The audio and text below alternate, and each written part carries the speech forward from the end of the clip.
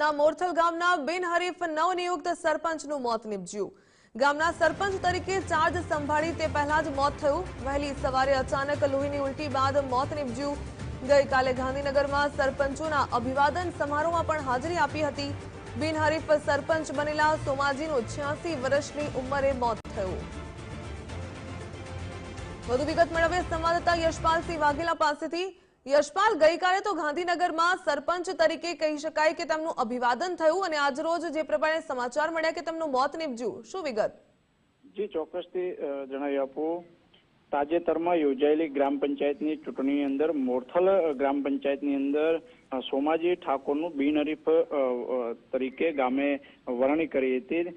ત્યારબાદ ગઈકાલે ગાંધીનગર ખાતે યોજાયેલ નવા ચૂંટાયેલા સરપંચોના અભિવાદન સમારોહમાં હાજરી આપી હતી।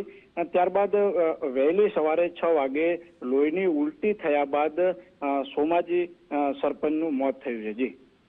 જી, ધન્યવાદ જાણકારી બદલ।